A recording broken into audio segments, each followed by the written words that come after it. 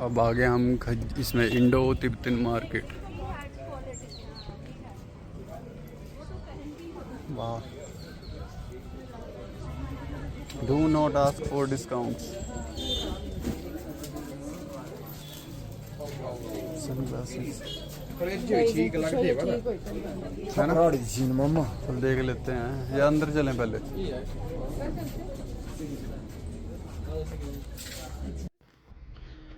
Guys, अगर आप डलहौजी गए हो तो आपने गांधी चौक के पास उस छोटे से वाइब्रेंट इंडो तिब्बतन मार्केट में तो ज़रूर घूमे होंगे और वहाँ गए भी होंगे। वहाँ की ठंडी हवा में यार, जब गरम गरम मोमोज की एक भाप उड़ती है ना, हर तरफ कलरफुल हैंडीक्राफ्ट, चमकते हुए शॉल्स, स्टॉल्स और जो भी ठंड से बचने के लिए कपड़े होते हैं, उनको देख के कितना अच्छा लगता है। लेकिन आप सबको पता है कि ये हंसते खेलते बाज़ार के पीछे एक 65 साल पुरानी एक बहुत इमोशनल और इंस्पायरिंग सी कहानी है। तो चलो मैं वैसे सुना ही देता हूँ एक, क्योंकि तब तक आप व्यू एंजॉय करो, मार्केट एंजॉय करो कि अंदर चल क्या रहा है, क्या क्या यहाँ पे बिकता है। मैं आपको बताता हूँ। कहानी शुरू होती है एक साल 1959 की, 1959 में। एक तिब्बत में पॉलिटिकल हालात जो थे वो ख़राब हो चुके थे। आपको पता ही है, इंडो और चाइना का थोड़ा रहता था, तिब्बत और चाइना का। तो हज़ारों लोगों को अपने प्यारा घर छोड़कर फ्रीजिंग हिमालय को पार करके इंडिया आना पड़ा था। जो हिमालय की मैं बात कर रहा हूँ, वो मैं बात कर रहा हूँ तिब्बत की। तिब्बत को हिमालय छोड़ के इंडिया आना पड़ गया था। तो उनके पास ना तो पैसे थे, ना कोई रहने ठहरने का ठिकाना था, ना उनकी संस्कृति और जीने का कोई हौसला उनके साथ था। लेकिन इन्हीं लोगों में से एक लड़की डोलमा और उनके दादाजी, जिनका नाम था टेंजिन, वो गवर्नमेंट में उन्हें रहने के लिए डलहौजी भेजा।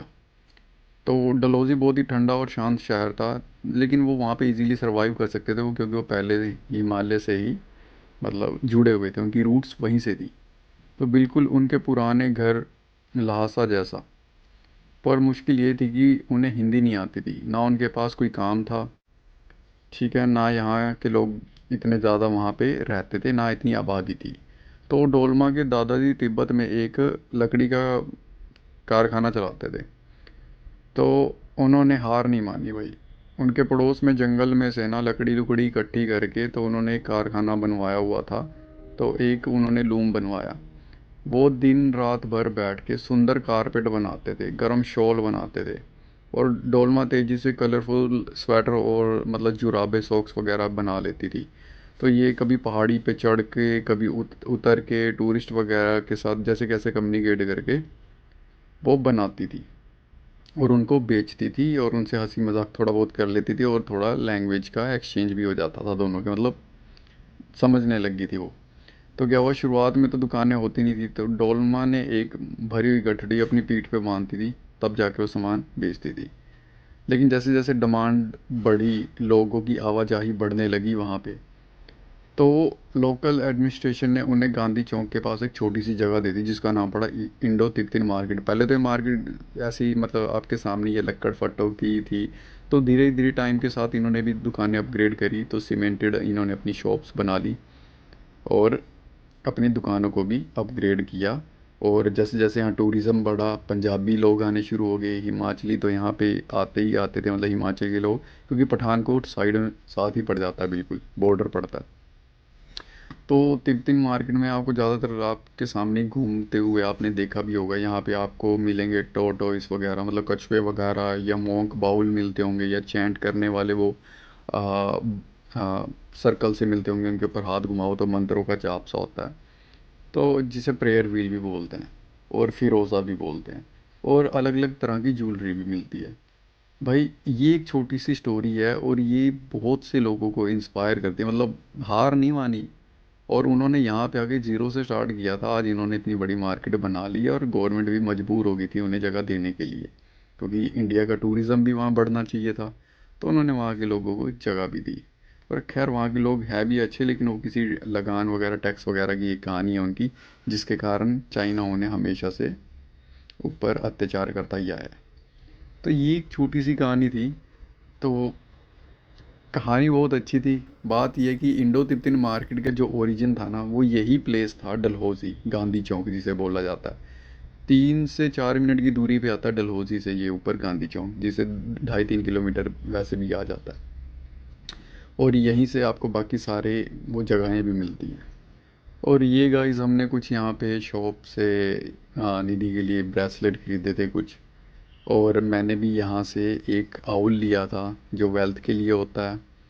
और मतलब बहुत सारी चीज़ें थी यहाँ पे ख़रीदने के लिए। तो मतलब हमें तो बड़ा मज़ा आया। तो अब बस हम यहाँ अलविदा कहेंगे इस दुकान को, और हम बाहर निकलेंगे इंडो तिब्बतन मार्केट से, और उसके बाद यहाँ की हम लोकल मार्केट घूमेंगे, जो कि आप हमारे साथ देख सकते हो, क्योंकि लोकल मार्केट्स हर जगह की एक जैसी ही होती है।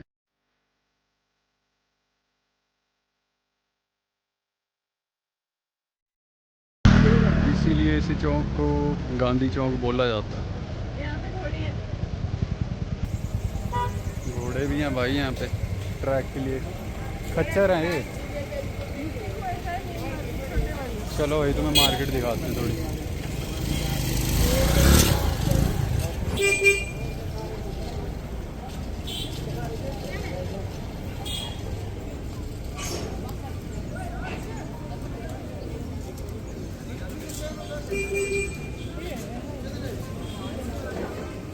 टिक्की टुक्की बना रहा है।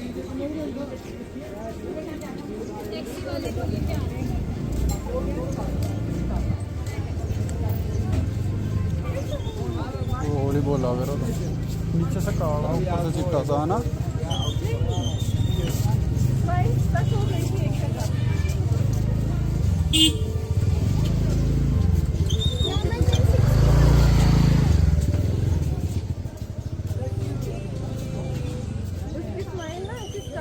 पान कितने का भाई? बड़ा महंगा। अच्छा ये मिल रहे हैं यहाँ पे, खाने पीने की है सारी स्टॉल। कुल्हड़ पिज़्ज़ा, कुल्हड़ टी, लेकिन हमें ठंडा चाहिए ना कुछ। हाँ, ध्यान नहीं दिया था हमने। पानी लेना ना, पानी। हर जगह की रिंग, बैग, शॉल, स्टॉल। ये बनाने में लगे हुए साथ के साथ कस्टमाइज करके दे रहे हैं। बार एंड रेस्टोरेंट। मीठा सिड्डू, ये सिड्डू बेच रहे हैं। हाँ लॉर्ड्स ब्रू देख,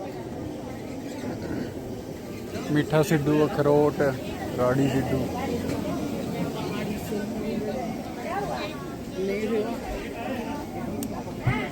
फाउंटेन, चॉकलेट फाउंटेन बनाया हुआ भाई।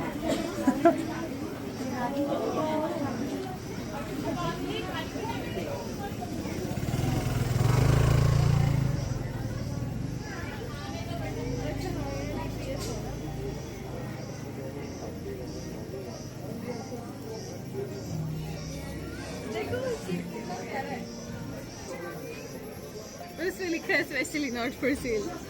चल सेल के लिए नहीं, फोटो के लिए तो है।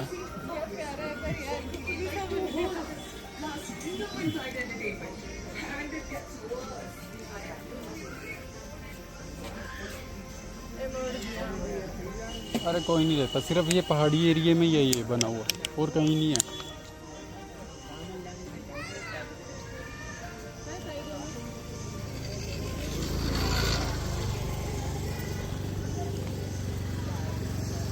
लिफ्ट मिल गई।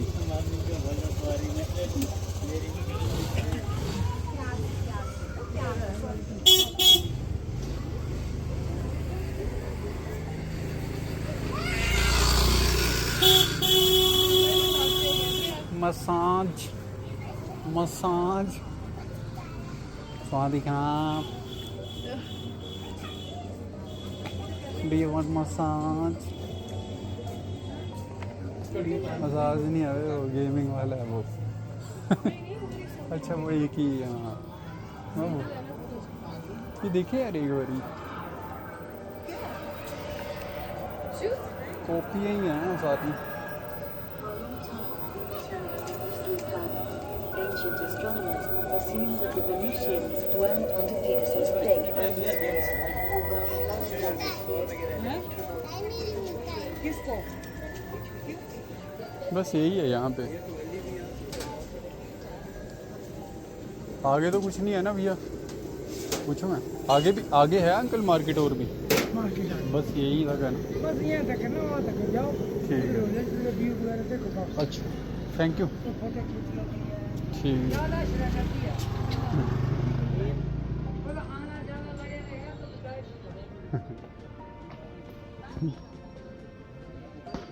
ठीक है।